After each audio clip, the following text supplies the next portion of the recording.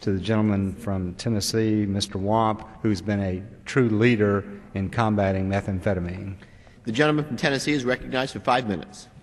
Well, thank you, Mr. Speaker, and thanks to the committees of jurisdiction and the leadership from the majority side and the minority side. This is a bill that effectively gives our drug enforcement leadership the tools that they need to continue this fight. 12 years ago, much like Mr. Doyle was just talking about his tenure here in the House being defined by his extraordinary work in the area of autism, in many ways mine is defined over the last 12 years fighting methamphetamine production in the Southeast, particularly in East Tennessee, where it surfaced in the late 1990s after coming to this country, really, in terms of production in about 1993, surfacing first in California. And then it came to the mountains of East Tennessee. Much like moonshine did 2 generations earlier, it was a clandestine process where citizens would put together the chemicals to make it. It stunk really bad, so they would do it out in the middle of the mountains and the hills and get as far away from urban centers as they could. But because the drug is so deadly and addictive, it encroached on other areas.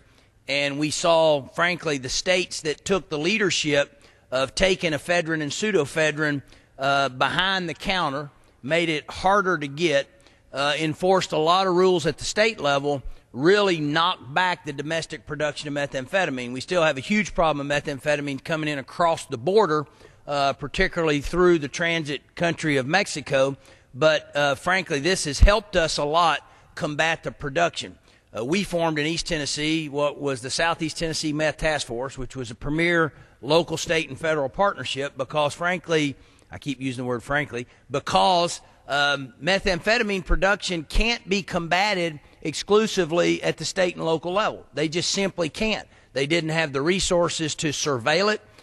It becomes a toxic site where it is made, so they didn't have the resources to clean it up. And we formed this partnership. It grew to become the East Tennessee Meth Task Force, and now it is a premier statewide task force. We've had tremendous success combating methamphetamine production in Tennessee, but we have to continue to modernize the laws, including a federal component, in order for drug professionals to be able to keep ephedrine and pseudoephedrine out of the hands of people that are addicted to methamphetamine because they produce this most of the time for use. And as a result, this is just a deadly disease out in the hinterland of America, and we've got to fight it. This bill is another step in the right direction. This is Congressman Gordon from Tennessee and I working together. Congressman Cooper from Tennessee and I actually passed a bill a few years ago to actually create federal grant support for the children that are taken out of meth homes, because when a meth home is infected by this plague, many times the children become wards of the state.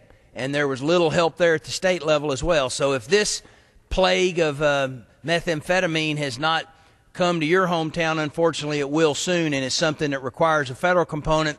This is a good bill, and I urge the entire House to stand together and pass this piece of legislation, thanking the committees of jurisdiction and the original sponsor, Mr. Bart Gordon of Tennessee, and I yield back. The gentleman yields back, balance of his time. The gentleman from New Jersey is recognized. Mr. Speaker.